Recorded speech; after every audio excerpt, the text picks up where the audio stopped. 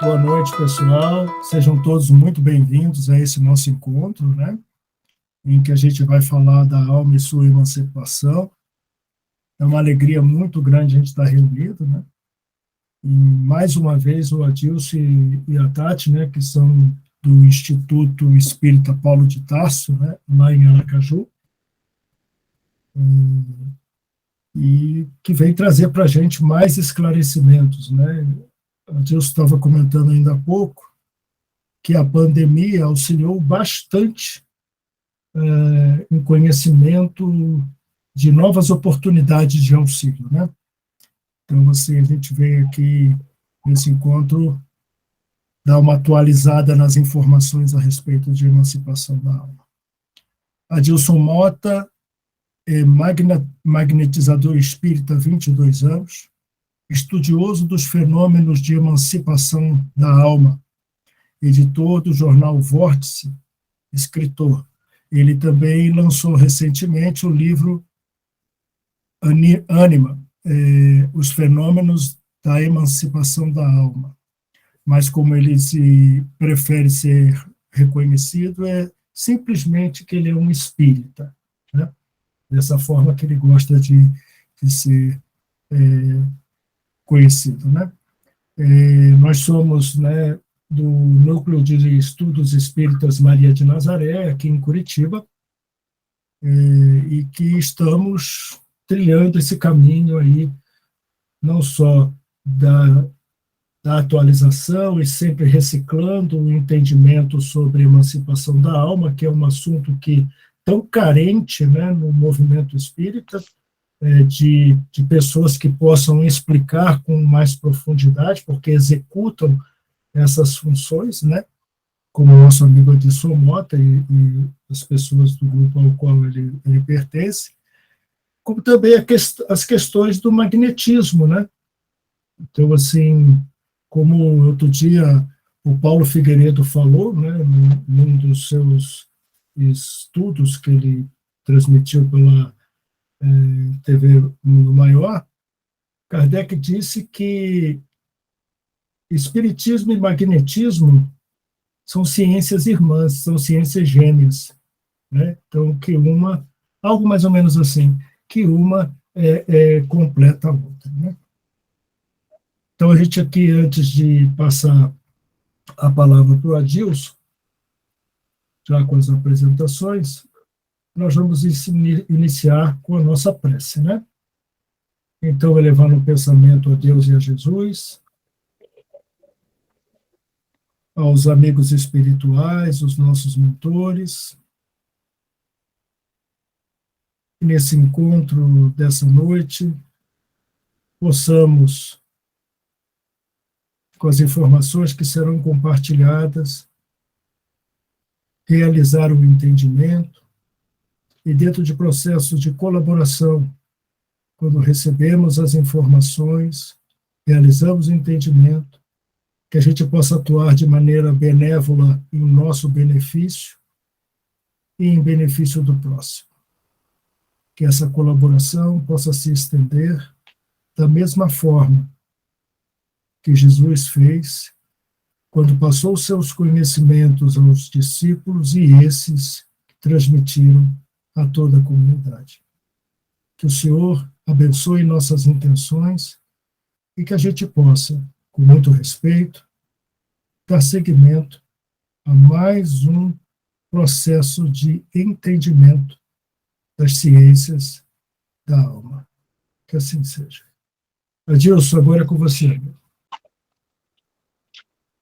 Ok, meu amigo, muito obrigado. Já agradecendo desde já pelo convite que me fez. É sempre um prazer estar falando para vocês aí de Curitiba, cidade que eu já tive aí algumas vezes, nesse clima aí bastante agradável que a cidade tem, um pessoal bastante generoso, bastante acolhedor, bastante afetividade e que gosta de aprender, gosta de estudar. E isso realmente é muito bom, é muito válido, né? Então, vamos falar sobre a alma e a sua emancipação. Como o Fausto disse, eu estudo esse assunto, me dedico a ele, desde 2009. quando descobri uma jovem que era sonâmbula na nossa instituição, e começamos, então, a trabalhar, a fazer algumas experiências com o sonambulismo dela, né? E assim nós fomos tomando gosto e aprendendo um pouco mais através dessas experiências, buscando as leituras que fossem possíveis e aprendendo, desenvolvendo através da teoria e da prática, né? Tivemos a oportunidade de experimentar com outras sonâmbulas também ao longo dos anos e entrar em contato com pessoas de várias partes do Brasil através de seminários, de palestras, na época em que era muito tranquilo se fazer eventos presenciais, né? Então, vamos falar um pouquinho sobre a alma e sua emancipação. Primeiro, vamos ver o que é a alma. No Livro dos Espíritos, questão 134, Kardec perguntou o que é a alma. E os espíritos responderam, é um espírito encarnado. E o que era a alma antes de se unir ao corpo? Era um espírito. Então, quer dizer, apesar de alma e espírito serem o mesmo ser, mas eles tomam nomes diferentes, Kardec, os espíritos dão nomes diferentes de acordo com a situação em que este ser se encontra. Então, quando ele está na erraticidade no mundo espiritual, ele é um espírito, que é a essência, o princípio inteligente, individualizado e revestido pelo seu corpo espiritual, ou perispírito. E quando esse espírito está encarnado, unido a um corpo físico, ele toma o nome de alma. Então, a alma é o espírito encarnado e espírito quando ele está desencarnado. Então, a alma é o espírito encarnado, que é o ser que tem condições de emancipar-se, né? Daí provém a emancipação da alma, que é a emancipação do espírito quando ele se encontra preso a um corpo físico. E é interessante essa questão número 400 do Livro dos Espíritos, quando Kardec pergunta se a alma ou o espírito encarnado permanece de bom grado no seu envoltório corporal. Quer dizer, a alma gosta, se sente feliz quando está ligada a um corpo físico, quando está encarnado? E a resposta é como se perguntasse se o encarcerado agrada o cárcere, ou seja, não. A alma não permanece de bom grado unida a um corpo físico, no meio material. É o mesmo que alguém que está encarcerado, que está preso em um cárcere, em uma prisão. O espírito encarnado aspira constantemente à sua libertação, e tanto mais deseja ver-se livre do seu invólucro, quanto mais grosseiro é este. Então, a alma, ela aspira constantemente a se libertar do corpo físico. Ela não gosta, porque ela se sente numa prisão. Então, isso nos leva, então, a imaginar que encarnar é muito mais doloroso, muito mais difícil do que desencarnar. Apesar da gente ter tanto medo da morte, a gente não querer desencarnar, na verdade, desencarnar é muito mais fácil, muito menos doloroso do que encarnar, do que vir para o corpo físico. Porque quando a alma, quando o espírito desencarna, ele está indo em direção à liberdade. Quando ele encarna, ele está vindo em direção à prisão que o corpo físico representa, devido à sua grosseria, à sua materialidade. Então, essa aspiração a essa liberdade, ela é natural, ela é inata no ser humano, no espírito. A alma, ela naturalmente, ela aspira à liberdade. Então, o sentimento de liberdade, ele é natural. Mas o medo da morte não é natural. O medo da morte, ele é moldado pela nossa cultura. Ele é cultural. E nós, espíritas, ainda temos tanto medo da morte, porque, em realidade, ainda não temos tanta certeza de que a vida continua. Quando nós realmente tivermos certeza de que a vida continua, nós não teremos mais medo da morte, porque teremos a compreensão de que estamos indo em direção à liberdade. Mas, por enquanto, ainda não temos assim tanta convicção de que a vida continua após o túmulo. Daí vem o medo, que é o medo do nada, na verdade. É o medo de que tudo se acabe. É o medo de que todo o esforço que tivemos na nossa existência, tudo que nós cultivamos, tudo que nós desenvolvemos ao longo de uma existência, simplesmente termina em nada. Daí o medo que ainda temos de morrer. A emancipação da alma representa a liberdade do espírito, a sua independência. E ela se manifesta através de alguns fenômenos que Allan Kardec estudou no capítulo 8º da segunda parte do Livro dos Espíritos. Que são esses aí que estão relatados. O sono e os sonhos é um fenômeno de emancipação da alma, que é quando a gente dorme, a alma se liberta do corpo físico. Essa liberdade, essa independência dos fenômenos de emancipação são sempre parciais e temporários, porque a alma sempre vai voltar de novo ao corpo físico. Então, ela se liberta temporariamente e parcialmente, porque o desligamento completo só se dá por ocasião da morte. Então, a emancipação é uma liberdade, proporciona uma liberdade parcial e temporária, através do sono, dos sonhos, dos fenômenos de letargia e catalepsia, do fenômeno da morte aparente, que é muito comum lá para as bandas do Oriente. Aqui no Ocidente não existe muito esse fenômeno de morte aparente, mas no Oriente existe bastante, que são muitas vezes provocados pelos faquires, pelos iniciados espiritualistas, etc. E tal. Fenômeno de desdobramento, tão comum no meio espírita. Às vezes, pessoas na reunião mediúnica, ao invés de dar a comunicação do espírito através da mediunidade, muitas vezes se desdobram e vão a determinados lugares, muitas vezes prestar socorro a espíritos em estado de sofrimento, prestar alguma ajuda a algum encarnado que naquele momento está necessitando de socorro. Enfim, o desdobramento, na verdade, não é uma mediunidade, é um fenômeno de emancipação da alma. Portanto, é um fenômeno anímico, porque mediunidade pressupõe o contato com o espírito, pressupõe a intermediação de uma informação do mundo espiritual, transmitida por algum espírito. Então, a mediunidade de vidência é uma mediunidade, porque há uma visão através de um contato com um representante do mundo espiritual, como um espírito. A mediunidade de psicofonia, ou mediunidade falante, é uma mediunidade, porque existe um espírito comunicando seu pensamento e sendo retransmitido através do médium. Então, ele vai estar sendo um intermediário de um habitante do mundo espiritual. Portanto, é mediúnico. Mas, no caso do desdobramento, não há uma mediunidade, é um fenômeno anímico, porque nele não há uma intermediação com o mundo espiritual.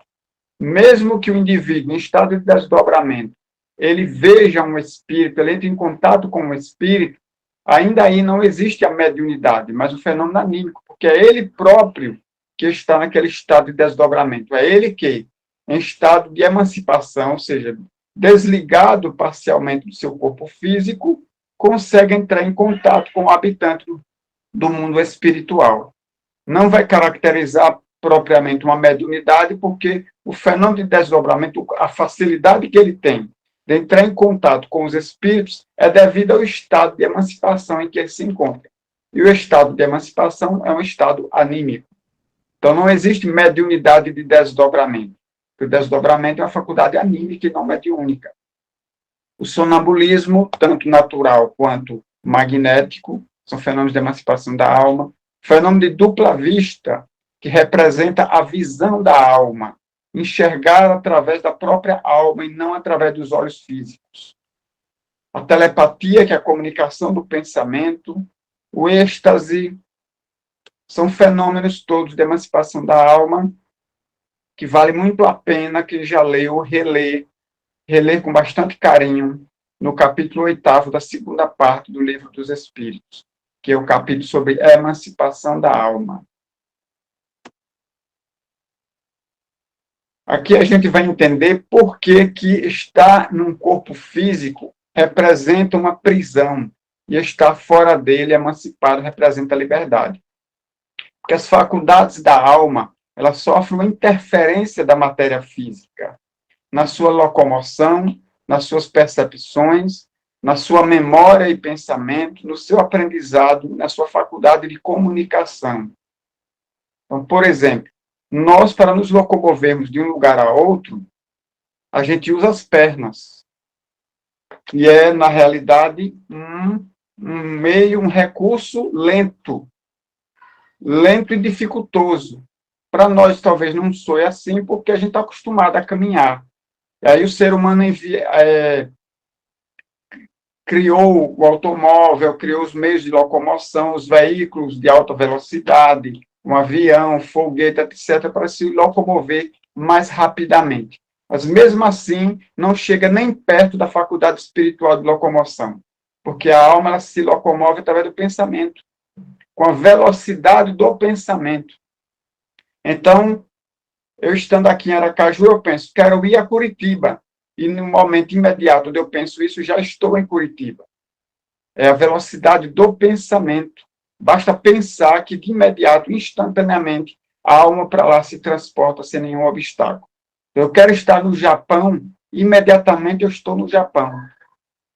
Então, o espírito ele se transporta através do pensamento, na velocidade do pensamento, enquanto que, quando ele está encarnado, ele tem que se locomover através de suas pernas ou utilizando os meios artificiais, que são os veículos. As percepções espirituais, o meio de percepção, muito diferentes no espírito e no encarnado. No espírito, que é o desencarnado, e na alma, que é o encarnado. Então, quando dois espíritos se encontram um com o outro, eles automaticamente se percebem. Seus fluidos se expandem, se tocam, se entrelaçam, e um percebe o outro. Se eu chego diante de uma pessoa que eu não conheço, de Luana, por exemplo, estou vendo aqui o nome, de Luana, eu não a conheço. Chego diante dela e perguntar como é seu nome, de onde você é, qual a sua idade, como é a sua vida, o que é que você faz. Eu tenho que fazer uma entrevista e ela tem que me contar para que eu saiba. Com o espírito, não. Quando eles se encontram e entram em relação um com o outro, suas energias se entrelaçam, automaticamente um já percebe aquilo que diz respeito ao outro, numa velocidade impressionante, numa nitidez impressionante. Então, para me comunicar com Luana, eu posso perguntar e ela pode fingir. Eu posso perguntar qual a sua idade. E ela dizer, eu tenho 25, e de repente ela tem 50. Ou o oposto. Ou então eu posso perguntar, onde é que você mora? Ela vai dizer, em Curitiba, e de repente não é, ela pode mentir. E eu não vou saber que é mentira. Mas o espírito não tem como fingir para outro a sua própria realidade. Principalmente nas relações de espírito mais elevado para o menos elevado. Então, o menos elevado não consegue esconder, nem mesmo os mais secretos pensamentos, ele não consegue esconder de um espírito que seja mais elevado que ele. Então, a luz espiritual lhe perpassa o ser e, naquele entrelaçamento de energias, ele consegue perceber tudo que diz respeito ao outro, o que ele foi, o que ele fez, de onde ele veio, para onde ele vai, quem ele é, o que ele pensa, as coisas que ele gostaria de esconder, até mesmo de si próprio, o outro espírito consegue perceber. Então, nós, encarnados, para entrarmos em relação com outra pessoa, precisamos verbalizar, precisamos do verbo, precisamos de entrar em contato, se comunicar um com o outro através do verbo, que é limitado, até mesmo a nossa linguagem é limitada. E se a gente mora em países diferentes, então a limitação é muito maior quando a gente não conhece a língua um do outro. E aí a comunicação se torna aí muito, muito mais difícil. Mas no caso dos espíritos, eles se comunicam pelo pensamento, indistintamente de língua. Então eles pensam e o que eles pensam é conhecido pelo outro que está em relação com ele. E assim, então, que as percepções dos espíritos são muito mais profundas, muito mais elaboradas, muito mais completas. E não conseguimos esconder uns dos outros aquilo que estamos pensando. Se estamos pensando em fazer uma coisa errada, não tem como esconder de um outro espírito, porque ele vai ler o nosso pensamento, ele vai perceber o nosso pensamento. Até porque os nossos pensamentos eles se plasmam nos fluidos perispirituais e se revelam. Então não tem como esconder uns dos outros aquilo que nós somos. As faculdades de memória e de pensamento nos espíritos ocorre de maneira muito mais completa e abrangente do que entre nós encarnados. Por exemplo, nós encarnados aqui, quando a gente quer lembrar de um episódio, seja feliz, seja triste, seja que tipo de episódio for, a gente faz um esforço de memória e a gente se lembra. Por exemplo, lembrar de uma festa onde a gente esteve muito alegre, muito feliz, que ocorreu há um ano atrás.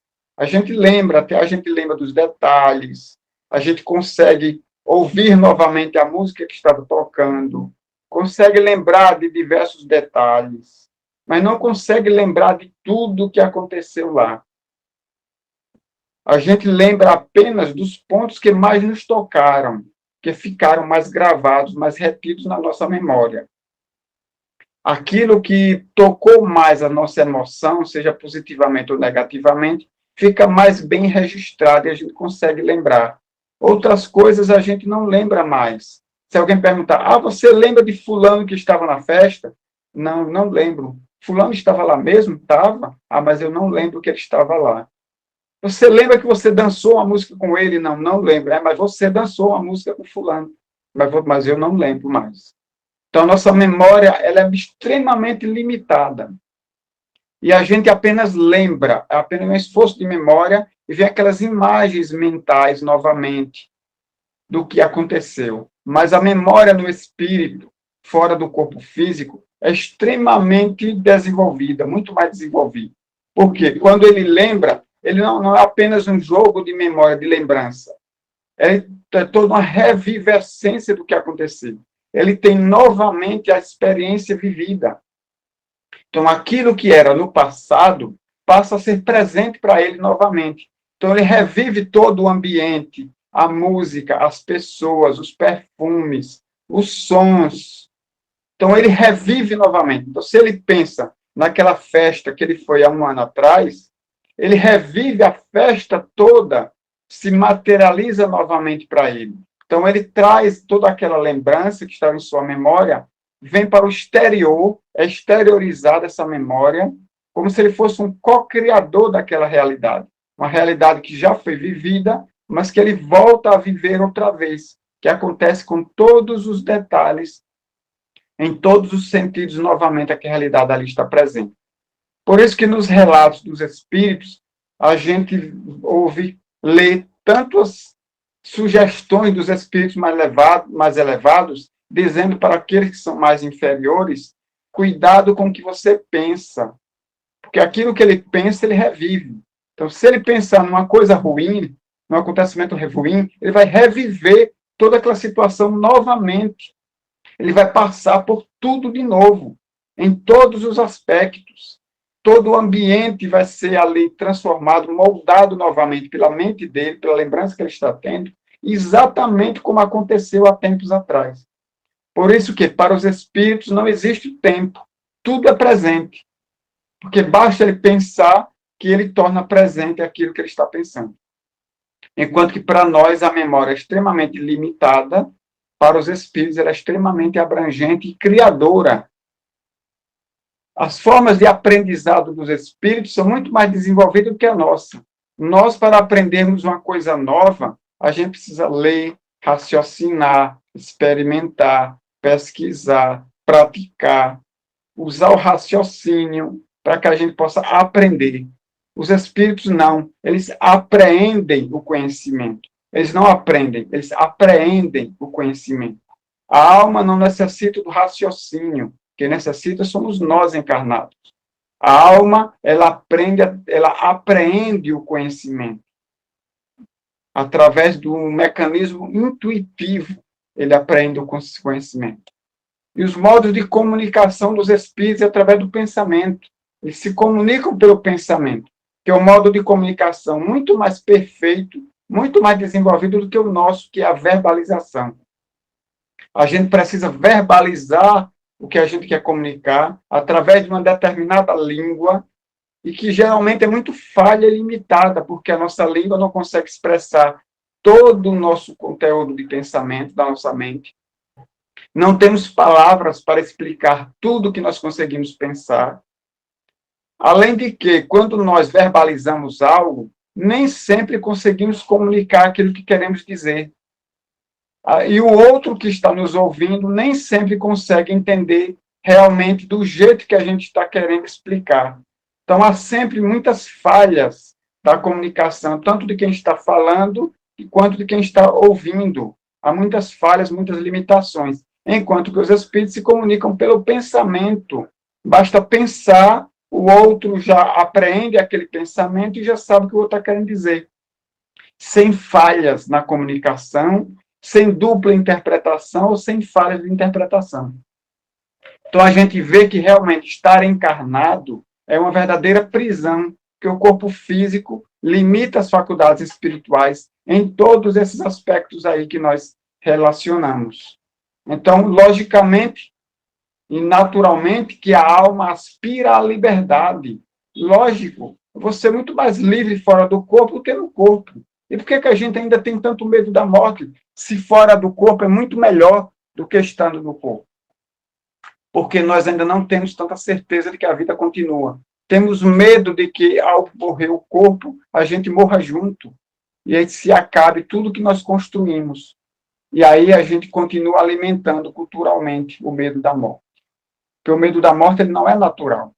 A liberdade é natural, mas o medo da morte ele é construído pela nossa cultura. Há, inclusive, certos povos que eles não temem a morte. Eles não choram quando alguém morre. Pelo contrário, eles fazem festa e se alegram. Alguns povos do nosso planeta têm essa cultura. Então, quando alguém da família morre, eles fazem uma festa e se alegram. Eles comemoram porque a pessoa morreu, que a pessoa se libertou do mundo material. Então, o que mostra que é realmente uma construção das culturas, né, o medo da morte. Vamos ver aqui o que temos mais. Este trechinho aqui que eu vou ler para vocês foi extraído do meu livro Ânima, Os Fenômenos de Emancipação. Tudo isso que nós estamos comentando até agora, tudo isso consta do livro, só que de maneira muito mais detalhada e muito melhor explicada do que eu consigo explicar falando. Então, foi um relato que eu recebi de uma amiga no ano de 2013, e eu fiz questão de colocar no livro. Ela escreveu assim: estou com uma paciente esquizofrênica, ela é magnetizadora. Sinto que ela precisa de ajuda mesmo. Ela apaga, entre aspas. É difícil fazê-la voltar. Ela narra coisas quando desperta. Fala que vê uma camisa branca. Provavelmente ela vê alguém. Diz que sente vontade de falar, mas não consegue. Vê luzes e mais coisas. Outro detalhe. Os médicos não acham, apesar dela ter convulsões, que ela tem alguma lesão no cérebro. Nos exames dá tudo normal, exceto nas ondas do eletroencefalograma, dá umas alterações. Isso ela tem desde os 9 anos de idade. E essa pessoa, ela tem um diagnóstico de esquizofrênica, desde os 9 anos de idade, que ela passa por esse tipo de situação. E aí a gente pergunta, será que é de esquizofrenia mesmo? Não haveria aí um processo de emancipação da alma? O que é normal e o que é patológico? Vamos voltar ao texto aqui e dar uma lida novamente sobre um novo olhar, sobre o olhar da emancipação da alma. Estou com uma paciente esquizofrênica, sinto que ela precisa de ajuda mesmo. Ela apaga, entre aspas, é difícil fazê-la voltar. Ela narra coisas quando desperta. Fala que vê uma camisa branca, provavelmente ela vê alguém. Diz que sente vontade de falar, mas não consegue. Vê luzes e mais coisas. Outro detalhe, os médicos não acham, apesar dela ter convulsões, que ela tem alguma lesão no cérebro. Nos exames dá tudo normal, exceto nas ondas do eletroencefalograma dá umas alterações. Isso ela tem desde os 9 anos de idade. Se ela tem esquizofrenia ou não, eu não sei dizer, porque eu não conheço os outros detalhes, outros sintomas dela que vinham a caracterizar a esquizofrenia.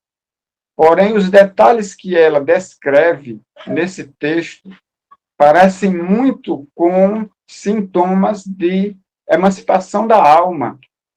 Quando ela diz que ela se apaga, será que ela não entra em transe? E tem dificuldade de fazê-la voltar do transe? Ela narra que vê coisas quando está nesse estado. Ela vê coisas, sente vontade de falar, mas não consegue. Porque o espírito, quando entra em emancipação, dependendo do nível do transe em que ele entre, ele não consegue usar a voz, ele não consegue usar os mecanismos cerebrais da sua fala. Então, ele não consegue falar. O indivíduo, quando entra em estado de sonambulismo magnético, que é um transe mais bem profundo, ele consegue, apesar de estar em um transe profundo, ele consegue usar os mecanismos da sua fala e conversar com quem estiver ali ao redor. Mas, nesse caso, talvez seja um estado intermediário de transe, onde ela não consegue, entra em transe, mas não consegue falar, usar a sua fala. Ela vê luzes e outras coisas mais. Ela tem convulsões, mas não tem lesão cerebral. E isso é bem interessante, porque os exames dizem que ela não tem nenhuma lesão cerebral, portanto, não é um problema neurológico, porque a esquizofrenia não é um problema neurológico, é um problema muito mais psicológico. Os exames é tudo normal, não há lesões no cérebro, mas ela tem convulsões. E muitas vezes as convulsões, a gente tem verificado nos fenômenos de emancipação da alma, a convulsão muitas vezes é o esforço que o espírito realiza para tentar se libertar do corpo físico, entrando em estado de transe. Como a matéria resiste a não permitir essa libertação do espírito, acaba gerando as convulsões no corpo físico. Então, conversei uma certa vez, quando eu fui no seminário aí em Curitiba, Fausto, conversei com um médico, com uma enfermeira, melhor dizendo, ela relatando que no hospital onde ela trabalha, realmente aparecem muitos casos assim. Então, quando aparecem pacientes que convulsionam, eles vão por eliminação, procurando qual é a causa das convulsões. Então, vão buscar se há algum problema neurológico, etc. e tal. Vai se fazendo os exames e vai se descartando. Até que, muitas vezes, chega naquelas pessoas em que não existe explicação neurológica para as convulsões. Os exames não detectam nada, não há explicação fisiológica para que ocorram as convulsões. Provavelmente são esses casos que representam o fenômeno de emancipação da alma, que é quando o espírito se esforça para se libertar do corpo, o corpo resiste e mantém preso o espírito, então o corpo entra em convulsão nessa batalha, nesse embate entre espírito e corpo, entra em convulsão. Nas ondas do eletroencefalograma dá alterações. O indivíduo, quando entra em estado de transe, gera alterações no eletroencefalograma. O sistema elétrico do cérebro sofre alterações devido ao estado de transe que o indivíduo entra. Então, há algumas alterações ali, seja num estado mediúnico, seja num transe por desdobramento, seja por um transe por sonambulismo magnético ou outros estados de transe, geram alterações no eletroencefalograma. Então, realmente levanta dúvida se essa pessoa realmente tem esquizofrenia ou se ela tem uma esquizofrenia juntamente com o fenômeno de emancipação da alma. Mas aí teríamos que buscar quais os sintomas característicos da esquizofrenia que ela apresenta. Apresenta alucinações, apresenta delírios, não em estado de transe, mas em estado de vigília. Em estado de vigília, ele apresenta delírios, apresenta alucinações e outros sintomas que são característicos da esquizofrenia. Teria que se fazer um exame mais apurado para realmente verificar se tem esquizofrenia ou um processo de emancipação da alma, ou as duas coisas, né? Fazendo seminários pelo Brasil, uma vez eu estive em Goiânia, e lá eu tive contato com duas pessoas, casos bastante interessantes. Um dos casos era uma senhora que tinha em torno de uns 60, 65 anos. Não sei nem se já dá para se chamar de senhora, uns 60 anos de idade, uma jovem senhora, de 60 anos de idade. Que ela disse o seguinte: olha, desde jovem que eu tomo medicamento psiquiátrico, porque o meu psiquiatra, ele disse que eu tenho alucinações. Aí eu perguntei, quais são as alucinações que a senhora tem? E ela disse, pelo olho direito eu vejo uma realidade, pelo olho esquerdo eu vejo uma outra realidade que se interpõe à primeira. E eu disse para ela, a senhora não tem alucinação, a senhora não tem problema psiquiátrico, a senhora tem dupla vista. é a vista da alma. Com o olho, a senhora enxerga a realidade física. Com o outro, a senhora enxerga a outra realidade que sua alma alcança através da visão da alma, que Kardec chamou de dupla vista. Então, a senhora não tem problema psiquiátrico. E ela disse que há vários anos que ela toma medicamento psiquiátrico e já fez tratamento no centro espírita, porque disseram que ela tinha obsessão, que ela fazia tratamento desobsessivo, e os sintomas não mudavam. Não mudavam porque o que estava sendo tratado não era o que ela tinha, na verdade. No mesmo seminário, encontrei um jovem, ele tinha em torno de uns 30 anos de idade, e ele me disse algo semelhante, que ele também tomava medicamentos psiquiátricos, porque achavam que ele tinha algum problema mental, porque ele nunca entendeu o que ele, na verdade, tinha. Porque tudo aquilo que eu tinha relatado no seminário sobre fenômenos de emancipação da alma, ele tinha. E ele veio, então, agradecer. Você explicou o que é que eu tenho. Agora eu sei que o que eu tenho é fenômeno de emancipação da alma. Então, se a gente transforma um fenômeno que é natural, fisiológico, de emancipação da alma, em algo que é patológico, que é uma doença, imagine o que isso causa na cabeça da pessoa.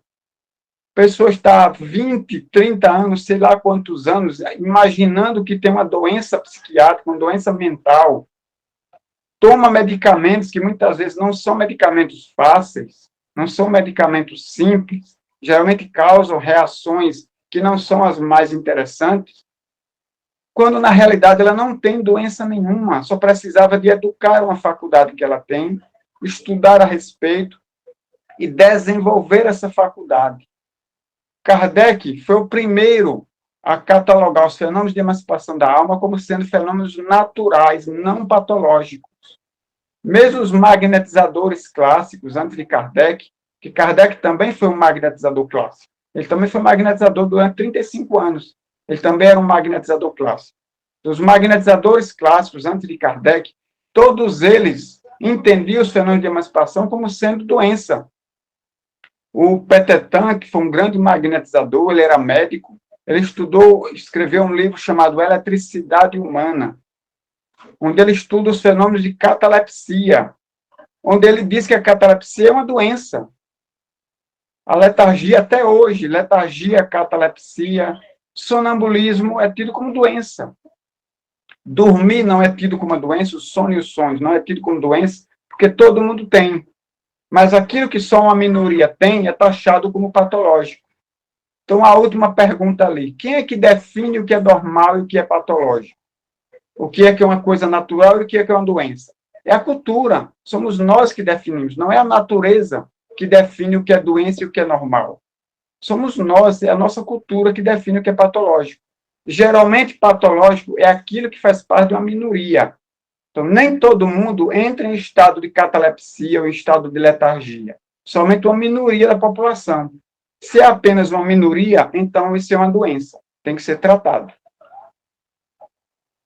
Quem é que entra em estado de sonambulismo? O sonambulismo natural, aquele que acontece à noite, você vai dormir, se levanta no meio da noite, ataca a geladeira, pula a janela, abre a porta e vai para a rua, caminha pela casa. Esse sonambulismo é tido pela medicina como sendo uma doença, um transtorno.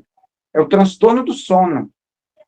Mas para Kardec, não é verdade, na verdade, não é uma doença, é um fenômeno natural. E como fenômeno natural, não deve ser tratado, mas desenvolvido. Desenvolvido para que se aprenda a utilizar de forma útil e saudável, em benefício de si mesmo e das outras pessoas. Aí eu vou entrar num outro tema, que eu chamo de as 3 dinâmicas da sociedade, que é homogeneização, rotulação e patologização. São 3 coisas que fazem parte de maneira muito entranhada na nossa cultura. Homogeneização. Todos nós somos diferentes entre si, apesar de sermos singulares. Nós fazemos parte de uma singularidade e, ao mesmo tempo, de uma pluralidade. Todos nós somos seres humanos que choram, que riem, que comem, que dormem, que amam, que têm raiva, que se impacientam, que trabalham, Então, nesse sentido, somos singulares, somos todos iguais. Mas, ao mesmo tempo, somos todos diferentes, porque vai depender da nossa cultura, nós falamos de maneira diferente, nos vestimos diferente, pensamos diferentemente, nos emocionamos com coisas diferentes, sentimos diferentemente os mais diversos estímulos, somos diferentes na realidade, somos plurais e singulares ao mesmo tempo. Mas nós, na realidade, nós não gostamos das diferenças. Gostamos de homogeneizar tudo. Então, imaginemos que aquela maçã vermelha ali da imagem é um de nós. A sociedade toda tem a característica verde. Mas uma pessoa tem a característica vermelha. Nós não gostamos disso. Nós ensinamos nossas crianças desde cedo a se vestir como todo mundo veste, a falar como todo mundo fala, a estudar do mesmo jeito que todo mundo estuda, a comer o que todo mundo come, a ser do jeito que todo mundo é. Nós gostamos de cópias. A nossa sociedade, ela gosta de cópias, ela não gosta de pluralidade, de diferenças. Ela gosta de cópias. Então, nós, desde cedo, ensinamos nossas crianças a sermos cópias uns dos outros, e vamos passando isso geração após geração, apesar de que as mudanças vão ocorrendo, as novas culturas vão surgindo. Então, a cultura da época da minha avó se homogeneizava de um jeito, determinados fatores. Na época da minha mãe, a homogeneidade era com relação a outros fatores. E na minha época, os fatores já são outros, mas continuamos gostando de homogeneizar tudo. Gostamos das pessoas que são todas iguais, repetidas. Aquelas que pisam fora da linha dessa homogeneidade são taxadas de anormais. Elas saem da linha da normalidade. Já não são normais. E aí o que acontece? A rotulação, que é a segunda dinâmica da sociedade. Nós gostamos de rótulos. Então, aqueles que são diferentes recebem o rótulo. Então, tem aquele que é diferente, tem uma cor diferente, então aquele é negro. Aquele que tem um peso a mais, aquele é gordo. Rotulamos. Aquele que gosta tem uma outra preferência sexual, aquele é homossexual. Então, rotulamos as pessoas. O nosso gosto pela homogeneidade nos leva a rotular as pessoas. Então, damos a cada um significado, um rótulo diferente.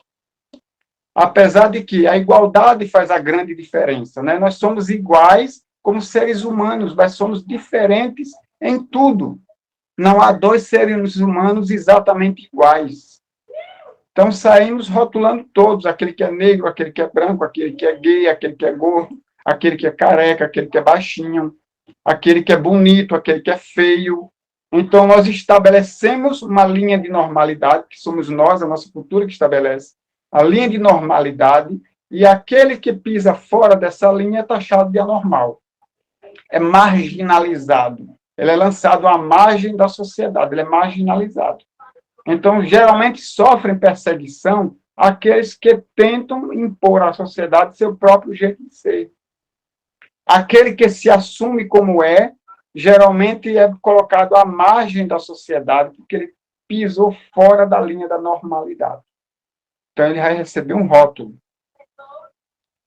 E a terceira dinâmica da sociedade, que é a patologização. Mas antes de falar dela, voltando aqui, que rótulos Jesus utilizava?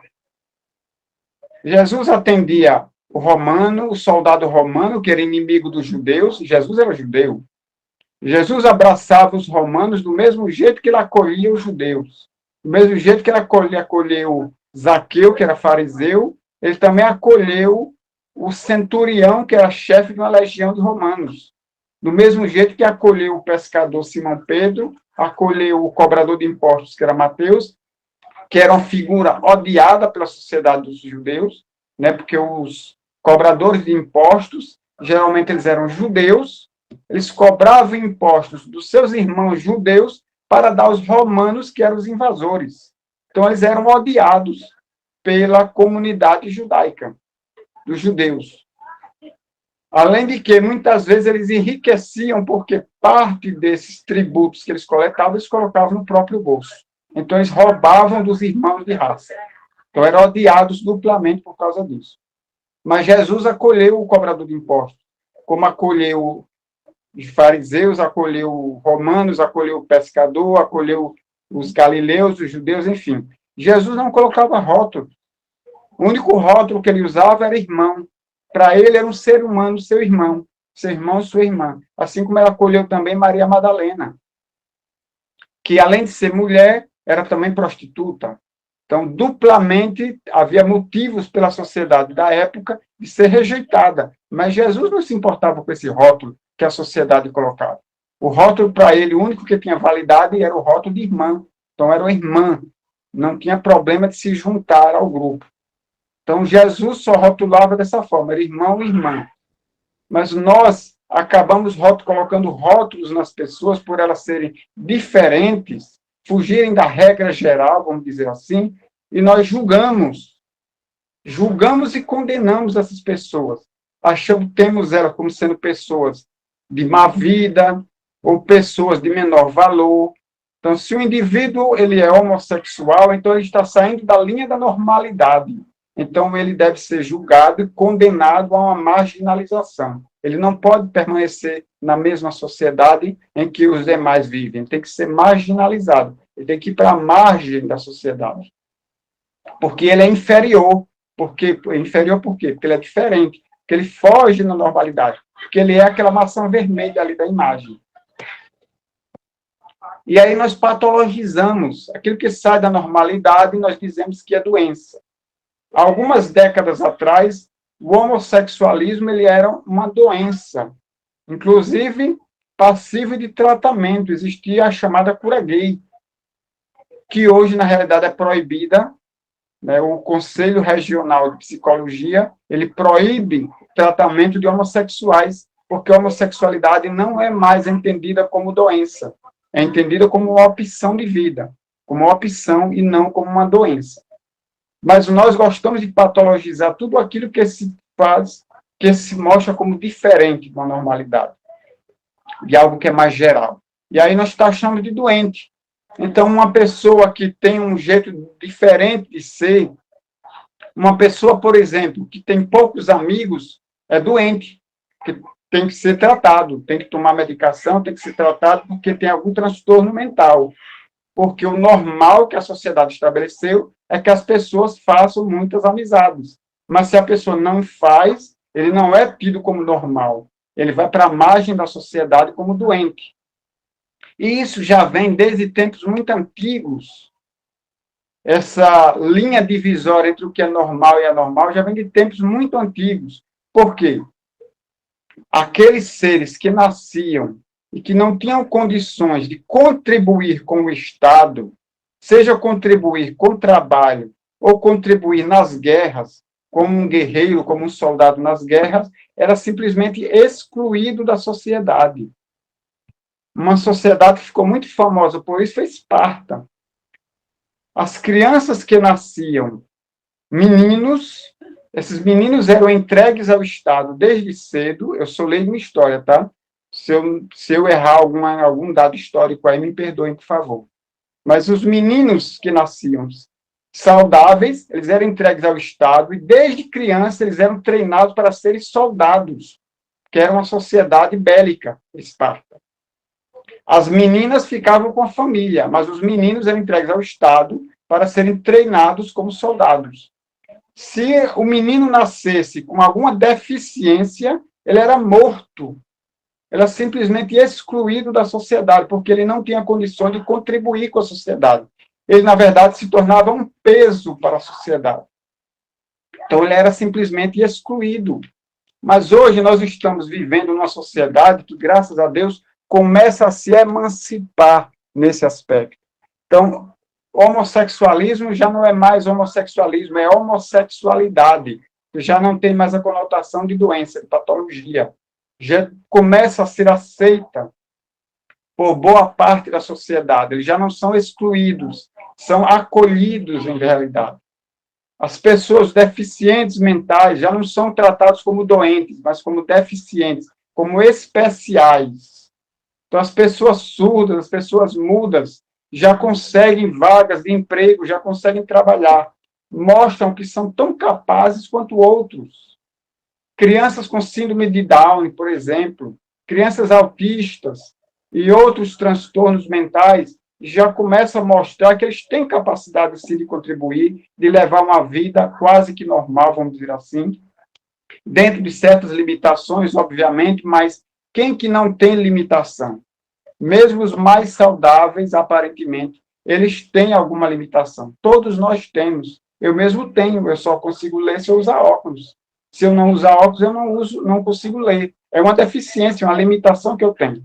Mas eu sou tão capaz quanto outras pessoas de trabalhar e de contribuir para uma vida normal. Então, pessoas que antigamente eram tidas como inúteis, que não serviam para nada, que eram excluídas, hoje já são acolhidas e já começa a sociedade a desenvolver recursos para que essas pessoas consigam ser inseridas na sociedade de modo a que elas levem uma vida completamente normal, como todas as demais. Já não são tão patologizadas como eram antigamente. Então, a sociedade ela vem se emancipando e dando voz e vida a essas pessoas que antes eram excluídas e marginalizadas.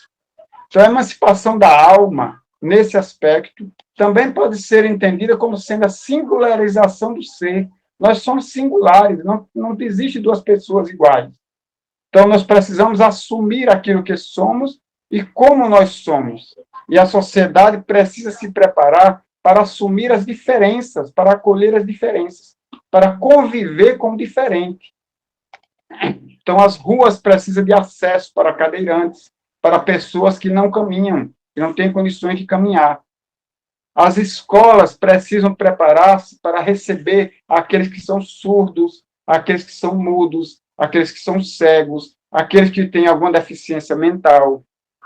As escolas precisam, a sociedade precisa se transformar, se emancipar, de modo que acolha, que ao invés de excluir essas pessoas, para que possa se emancipar. Dessa maneira, a sociedade vai estar entrando numa fase mais adulta, que, por enquanto, a sociedade ainda está numa fase juvenil, numa fase de adolescência, que, apesar de ainda já se achar adulta, ainda faz muita bobagem de criança, é a fase de adolescência, né?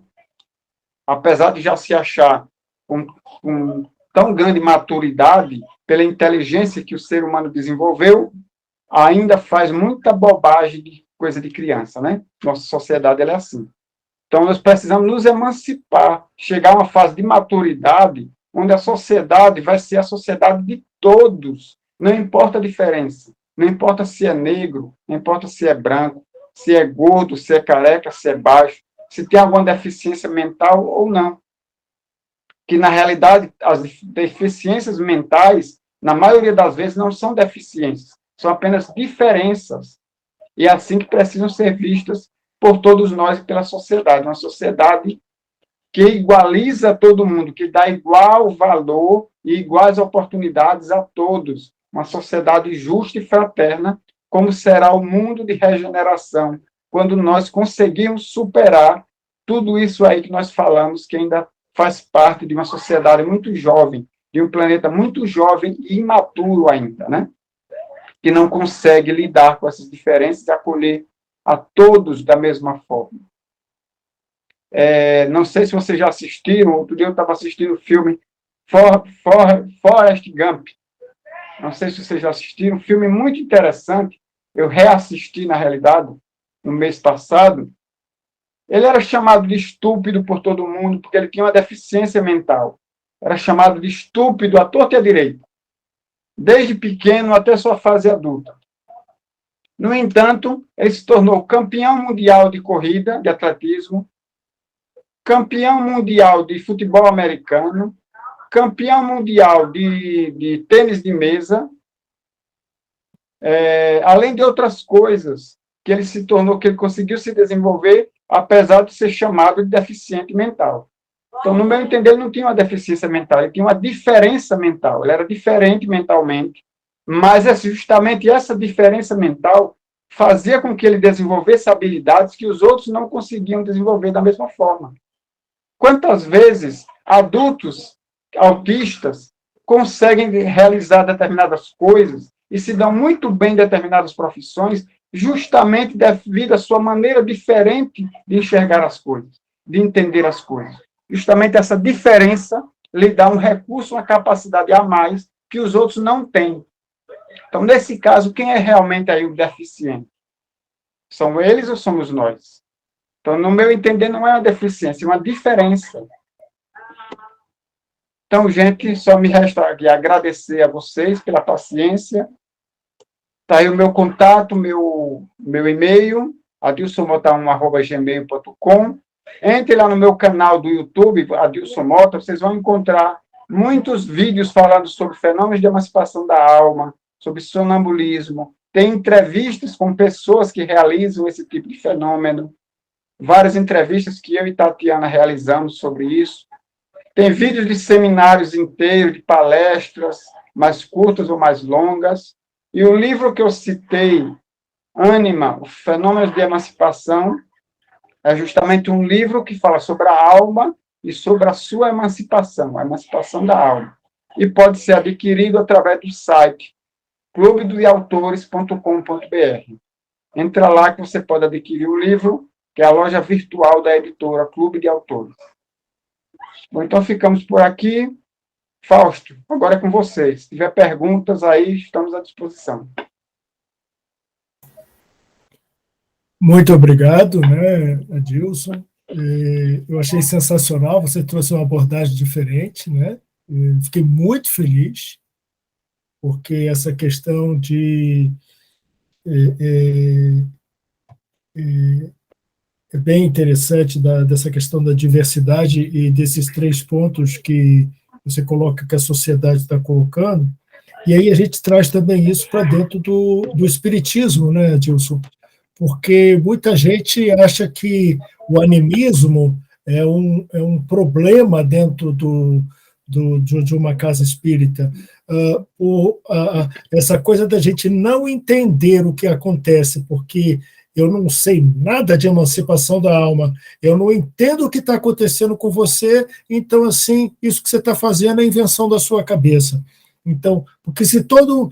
Esse é o grande problema, né, dentro do movimento, não da doutrina espírita, mas dentro do movimento.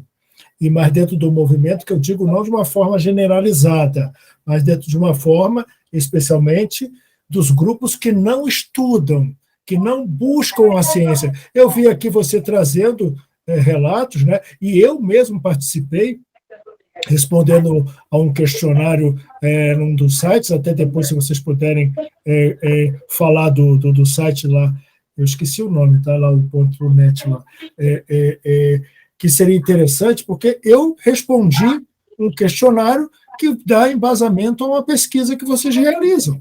Então, assim, buscar a ciência faz parte de toda essa questão nossa, né? Então, por exemplo, eu a primeira vez que entrei numa reunião mediúnica, eu não tinha vontade de falar nada, eu não sentia o meu braço para fazer nada, então, assim, o que eu estou fazendo aqui se eu não sou psicofônico, nem faço psicografia? Mas, em compensação, eu via tudo nos bastidores. Eu anotava o que eu via na reunião. Eu fiquei 6 meses para dar uma passagem psicofônica. Então, assim, e eu me sentia um estranho no ninho. Eu mesmo, porque como eu não tinha essa vivência, né, e todo o meu histórico era dentro disso, né, então eu achava que, em algum momento, que eu fui vidente, ou que, né, eu poderia dar uma passagem psicofônica, que eu sentia a presença, né, mas, assim, foi muito interessante você trazer essa abordagem, porque eu me lembro no outro evento que nós tivemos, né, que esse é o nosso segundo evento aqui, você nos dá alegria, né, você e a Tatiana, de estar aqui conosco. Você falava que, por exemplo, que foi por causa do magnetismo que você se aprofundou na questão da emancipação da alma, né? É mais ou menos assim que eu estou lembrando. Mas eu queria, antes da gente verificar ali se alguém tem alguma pergunta para fazer, e se alguém tiver, pode botar no chat que eu vou ler as perguntas para o Adilson responder, tem duas coisas que me chamaram bastante atenção. Uma foi num slide que você falou a respeito da linguagem pelo pensamento, né, da comunicação pelo pensamento. Eu acho muito interessante, porque quando, às vezes, um espírito mostra alguma coisa para a gente, e ele mostra pela linguagem do pensamento, e trabalha com a linguagem do pensamento, seja mostrando imagens ou qualquer coisa, no pensamento a gente entende que é uma beleza. Na hora de traduzir isso para a linguagem falada, que aí passa pela mente, né, Adilson? Pelo cérebro, né? É uma dificuldade danada, porque você fala assim, eu não consigo transmitir o que eles falaram, porque eu não consigo achar palavras humanas que consigam traduzir isso, né? Isso é uma coisa que eu pensei quando você falou, e eu até queria que você pudesse falar a respeito disso. E uma segunda coisa, que foi num slide que você colocou, que foi aquela pergunta lá, quem define, né, a questão da patologia? Aí, quando a gente traz para o espiritismo, a gente também vai falar, né,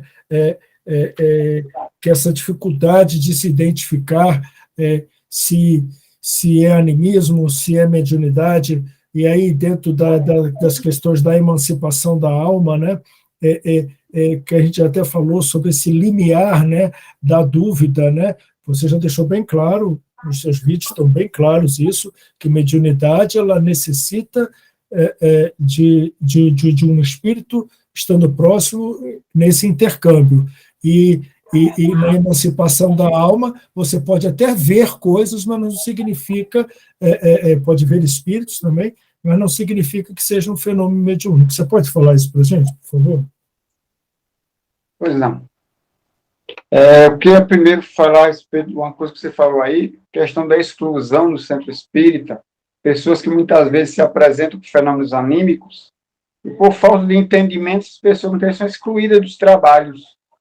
Elas são impedidas de trabalhar, muitas vezes, em certas atividades da casa espírita, porque os fenômenos que elas realizam não são entendidos. E muitas vezes, como não são entendidos, as pessoas ficam com medo daquilo. E muitas vezes são taxadas de obsessiadas. Como ela realiza algum fenômeno anímico, mas aquele fenômeno não é bem compreendido, então se diz que elas estão obsediadas, precisam de tratamento. E as pessoas, às vezes, ficam anos e anos em tratamento e aquela situação não modifica, porque o fenômeno continua ali, o que está sendo tratado não corresponde ao que a pessoa tem. Então, acaba que não dá resultado e as pessoas são excluídas de trabalhar. Mas você não pode trabalhar aqui porque você está com uma obsessão. Vai tratar a obsessão, então você volta para trabalhar. E muitas vezes não tem nada de obsessão. Às vezes é um fenômeno que a pessoa consegue realizar, anímico, de emancipação da alma, mas que não é bem compreendido, porque não é estudado a respeito. A outra coisa que você falou foi com relação a... Me repita aí, vive a memória aí, por favor. A questão da linguagem do pensamento, né, que a gente... que os espíritos passam a informação para a gente, e a gente, no pensamento, entende, a gente até se maravilha com aquilo, né, tem uma sensação extraordinária, mas não consegue transformar em palavras humanas, né, vamos dizer assim. É verdade. Na mediunidade, o espírito ele transmite o pensamento dele. A mente do médium vai fazer a interpretação desse pensamento, transformar esse pensamento em palavras. No caso do médium psicofônico, né, o médium falante. Então, ele vai transformar, vai acolher aquele pensamento, transformar em palavras, interpretar através de palavras e retransmitir. E acaba empobrecendo a linguagem do espírito, que é muito mais rica em pensamento do que em palavras, né? E muitas vezes o espírito, aquilo que o espírito está querendo informar, não tem um correspondente na nossa linguagem para a gente poder expressar. E às vezes dá um bloqueio naquele momento ali na mediunidade, a comunicação para naquele momento, porque o espírito não consegue encontrar na mente do médium palavras que correspondam àquilo que ele está pensando. E aí fica essa dificuldade devido à pobreza da nossa linguagem verbal, né? E você me falou de um outro aspecto também. Eu vou até completar isso que você falou. Isso acontece muito também, por exemplo, quando a gente vê uma cor no plano espiritual, que não existe semelhança aqui. gente vê, às vezes, uma cor que é permitido que a gente enxergue, né? E aí, quando você pensa, eu vi uma cor maravilhosa. Que cor é essa cor? Não sei. Eu sei que ela é maravilhosa. Né? Então, assim, tem essas coisas assim, bem interessantes. O que eu estava falando é a questão da pergunta que você colocou num dos slides, falando das patologias, né? Que eu achei uma pergunta extraordinária. Né? Quem defende o que é, ou seja, esquizofrenia, ou se é emancipação da alma, né? Então, assim, Quem define o que é normal e o exatamente, que é né? doença. Exatamente, isso é um Interessante, problema. Fábio, que no século, se eu não me engano, século XIX, século XVIII para XIX, se eu não me engano, existia na França chamada Nau dos Loucos. É uma embarcação que levava os loucos da cidade, que eram deixados em outra localidade, longe da cidade. Era um expurgo que era feito na cidade porque a sociedade não precisava dos loucos, porque eles eram inúteis.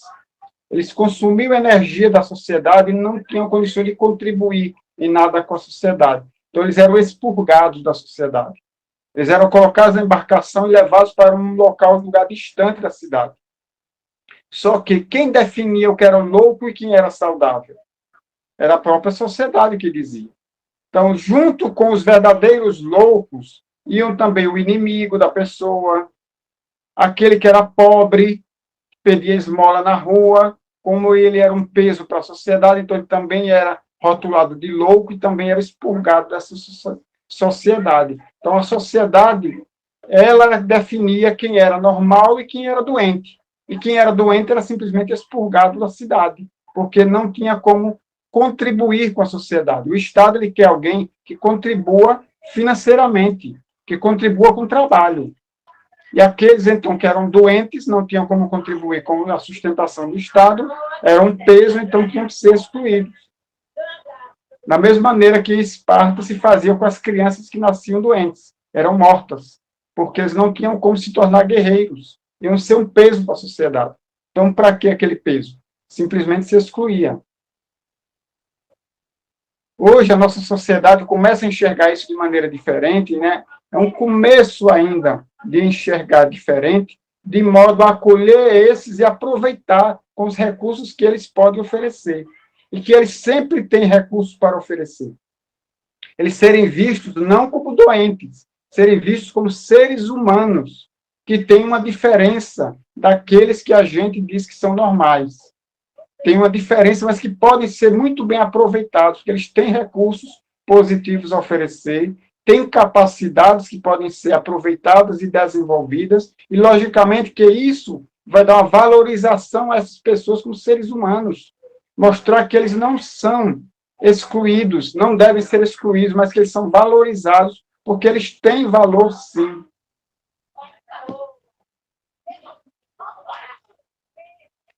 Adilson, ninguém fez pergunta aqui, mas eu tenho uma pergunta que eu ia fazer no último encontro lá, né, no encontro que você fez semana passada. Eu espero que o pessoal tenha entendido tudo, porque senão tem pergunta ou não entenderam nada ou entenderam tudo, né? Espero que tenham entendido tudo. Tá bem.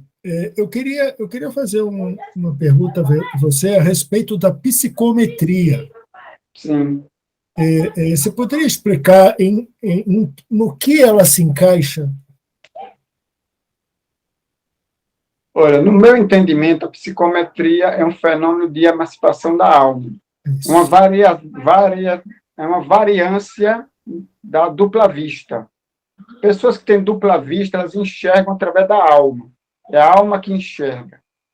Então, através da psicometria, você consegue enxergar uma realidade que aconteceu, que já aconteceu, mas que ficou gravada num ambiente, num objeto, e que ela pode captar aquela energia que ficou ali gravada e entender, perceber aquela realidade, aquela história que aconteceu e que se registrou naquele ambiente ou na energia que está contida naquele objeto. Então, no meu entender, a psicometria é um fenômeno anímico, proveniente da dupla vista. É a visão da alma. Eu consigo enxergar que aquele que tem dupla vista, ele pode enxergar a distância, ele pode enxergar através de obstáculos materiais, ele pode enxergar o passado, pode enxergar o futuro, seja um passado, um futuro mais próximo ou mais distante de outras encarnações, ou passado de 10 minutos atrás, ou de um ano atrás, enfim. E, no meu entender, a psicometria é uma variação dessa dupla vista.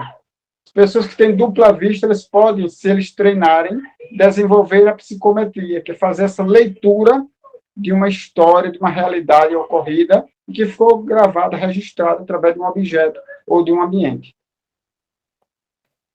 Então, assim, ok. Dentro disso que você falou, eu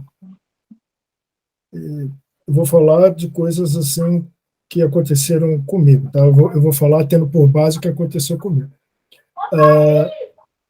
Na dupla vista, a gente pode enxergar por entendimento sem estar vendo? Sim, pode. É a percepção da alma, né? Que a alma não percebe somente através da visão. Né? A alma pode perceber de diversas formas. Existem sentidos na alma que não existem correspondentes no nosso corpo físico, né? Então, quando a gente fala em visão da alma, é porque é o mais aproximado que a gente tem para poder fazer essa analogia. Mas existem percepções na alma que não existe correspondência no nosso corpo físico. Então, a alma pode perceber sem necessariamente ver. Ela pode sentir simplesmente. Eu fiz essa pergunta porque tem sempre essa coisa assim, né? Assim, mas você está vendo? Assim, não, eu não estou vendo. Eu sei que é assim. Eu sei que foi assim, né? Então, por exemplo, quando a gente sai no nosso grupo, né, que a gente às vezes vai numa casa a pedido de uma pessoa e a gente vai verificar algumas coisas, a gente às vezes ou coloca a mão assim nas paredes ou nas portas, né? E aí sente a energia, o que está lá. E às vezes a gente pode até ver cenas, como também pode simplesmente sentir o que é e ter essa descrição, né? Porque eu ficava muito em dúvida, né? Eu quis fazer essa pergunta, eu não fiz da outra vez, mas eu quis fazer essa pergunta porque eu tinha insegurança nessas afirmativas. Eu falo assim, vou falar porque eu estou sentindo isso. Né? Mas às vezes a gente fica naquela coisa assim, poxa, mas eu não estou vendo, eu não vi, eu sei que é. Né? Parece o Chicó lá do Alto da Compadecida, né? Com a Ariana Suassuna. Só sei que é assim. Exatamente, exatamente. Né? No livro Ânima, eu também falo a respeito disso. Em cada capítulo, a gente vai tratando de um fenômeno diferente de emancipação da alma, né? Então, no capítulo da dupla vista, tem também o item sobre psicometria. Então, além de você adquirir um livro que ele vem para completar uma lacuna existente no meio espírita, que no meio espírita a gente não encontra livros sobre os fenômenos de emancipação da alma, além disso, você vai estar ainda ajudando o projeto social do Instituto Espírita Paulo de Tarso, porque toda a renda adquirida com o livro está sendo revertida para a construção da sede do projeto social do Instituto, que dá assistência a uma comunidade carente numa cidade aqui da Grande Aracaju. Então, pessoal, eu queria falar uma coisa assim para todo o grupo agora, né? O canal do Adilson, né, ele coloca ali um e-mail, uma pessoa que está sempre à disposição, claro, ele não pode atender a gente na hora do trabalho dele, mas assim, ele sempre, que possível, ele responde, né? Mas no canal do YouTube, ele tem os comentários, ele tem lá dentro uma série de estudos realizados que eu toda vez que eu estou em dúvida, eu recorro, né, ao Adilson pelo canal do YouTube. Né? Ele está com essa obra aí agora, que eu acho que vem contribuir bastante, né, para que a gente tenha mais segurança. E quando a gente tem segurança através do entendimento, né, de uma obra onde são realizadas pesquisas, né, isso nos dá a segurança de trabalhar melhor, nas relações, né? Seja quando a gente está utilizando o desdobramento para ir até determinados locais, seja através no passe do magnetismo, que a gente utiliza para ver aonde estão, de fato, os locais que precisam de uma dedicação diferenciada, ou mesmo quando a gente identifica que há uma necessidade de procura de um especialista em determinados órgãos numa determinada região, né? A gente, quando tem essa segurança, né, de não achar que a gente está inventando, que é da cabeça, ou eu não estou vendo, se eu não estou vendo, que história é essa que eu estou entendendo, né? Então, assim, o Adilson acabou de falar exatamente que tem todas essas coisas aqui, tanto na obra que ele acabou de publicar, né, quanto também ali no canal do YouTube, né? Adilson, eu posso falar das oficinas aqui para esse nosso grupo, não? Pode, sim. O Adilson vai fazer uma coisa extraordinária, né? O pessoal lá do Instituto Espírita, né? A partir de maio, né, Adilson? A partir de maio, isso. A partir de maio vão ser realizadas oficinas, né?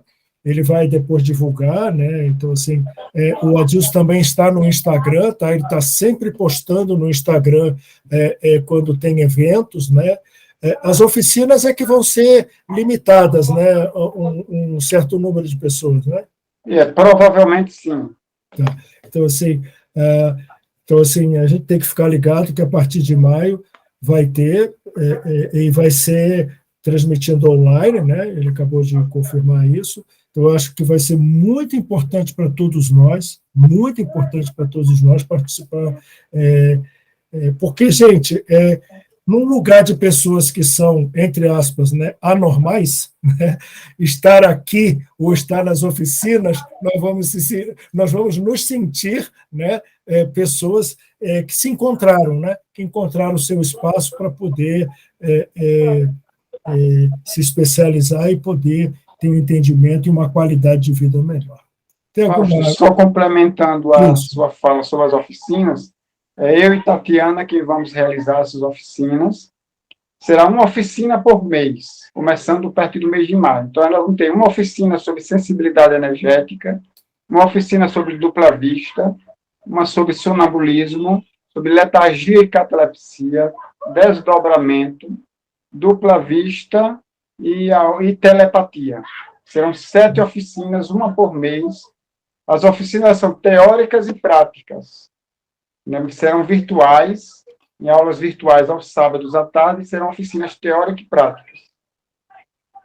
E aí depois a gente divulga aí para que o pessoal possa se inscrever, quem tiver interesse em participar. Eu estarei. Só não vou para Aracaju, para a oficina. Um dia eu vou a Aracaju, eu prometo, tá? Vou visitar vocês. Será bem-vindo. Espaço. Você quer falar alguma coisa, alguma consideração final? Falando sobre anormal normal e patológico, eu tenho um amigo, Tatiana conhece quem é, ele tinha esquizofrenia desde os 22 anos de idade, aliás, desde os 14 anos de idade, ele já tem mais de 30 que tem esquizofrenia diagnosticada, mas é esquizofrenia mesmo, não é emancipação da alma, não. Mas, no entanto, ele trabalha, ele passou no concurso público, é funcionário do Ministério Público, passou o primeiro emprego dele, que ele demorou muito tempo para conseguir trabalhar, ter condições de trabalhar. E terminou um curso. Fez todo o curso de Direito na universidade. Passou na OAB. Passou na OAB, fez o concurso para trabalhar no Ministério Público, já é funcionário do Ministério Público, consegue dirigir o carro dele, consegue viajar para o interior, para o local de trabalho. Ou seja, ele leva uma vida quase que dentro da normalidade nossa, de quem não tem transtorno mental, graças a um lugar que ele encontrou onde ele recebe um apoio e a compreensão das pessoas. Graças a ter chegado no lugar onde as pessoas não olham como doente, mas como diferente. E acolheram a diferença dele e juntaram ele ao grupo. O grupo acatou a presença dele e ele também aceitou estar presente no grupo. E esse apoio do grupo a ele, com acolhimento, sem julgamento, e sem patologizar, fez com que ele se sentisse seguro o suficiente para enfrentar tudo isso e conseguir êxito. Nossa, que bacana isso. Bacana. Eu já ouvi, por exemplo, casa espírita dizer assim: palestrante que seja homossexual não faz palestra aqui. Eu já ouvi casa espírita dizer isso. Mas aí a gente fica pensando, se a casa espírita não aceita o homossexual, aonde é que ele vai ser aceito, então? Se a casa espírita não consegue dar o exemplo de aceitação, aonde é que ele vai ser aceito, então?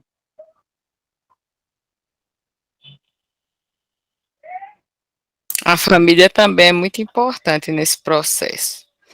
Aqui em Aracaju, Exatamente. nós também temos o caso de um rapaz autista, que é sobrinho de uma colega nossa lá do Paulo de Tarso, que ele também terminou curso, prestou concurso, hoje ele é concursado, já viajou sozinho, fez uma viagem internacional sozinho e vive muito bem, com as limitações dele, mas vive bem.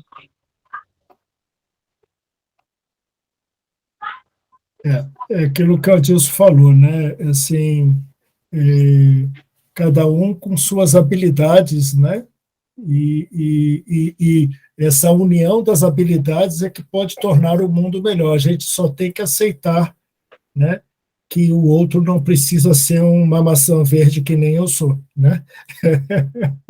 Então, assim, quando a gente aceitar a diversidade, aí vai ser realmente, como você falou, a gente vai estar no mundo de regeneração. Adilson, você faz a prece de encerramento para a gente, então, meu querido? Faço sim. Muito obrigado. Fazer uma prece, pedir a Deus que no futuro a gente possa ser uma macieira onde existam maçãs vermelhas, verdes, azuis, amarelas, roxas, de todas as cores na mesma macieira, né? Senhor Deus, nosso Pai, de amor, de bondade, obrigado, Senhor, por esses instantes de conversa fraterna, de aprendizado para todos nós. Que saibamos, Senhor, utilizar esses conhecimentos em benefício dos nossos semelhantes. Que eles iluminem as nossas mentes, mas também mobilizem nossos corações, de modo que saibamos utilizá-los em benefício do nosso próximo. Que o Senhor abençoe as nossas vidas, nos fortaleça, Senhor, no caminho do bem, no caminho do amor, no caminho da paz. Nos ajude, nos dê forças e coragem, todos nós, para seguirmos adiante, mesmo que lentamente, mas sempre com alegria e bom ânimo, trabalhando, aprendendo, amando e perdoando. Que o Senhor fortaleça nossos espíritos no caminho do bem, Senhor. Que a luz do Evangelho seja sempre nosso guia. E que aquilo que nós não alcançamos, que o Senhor possa alcançar para nós. Que vós sois tudo e nós não somos praticamente nada. Somos grandes porque somos filhos de Deus, nosso Pai, mas ainda muito pequeninos na nossa evolução. Necessitando, Senhor, da tua força, do teu amparo, para que consigamos continuar caminhando, levando o bem onde quer que estejamos, Senhor, e deixando o bem por onde quer que nós passemos. Que o Senhor nos guie, nos abençoe, ilumine a todas as nações do nosso planeta, todos os governantes, todos os habitantes do nosso planeta Terra, encarnados e desencarnados, para que a fraternidade, a compreensão das diferenças, a solidariedade, o amor ao próximo seja a tônica dos nossos pensamentos, que as leis humanas possam a cada dia mais se guiar pelas leis divinas de amor, de fraternidade, de caridade. Que Deus nos abençoe a todos, hoje e sempre, cada vez mais.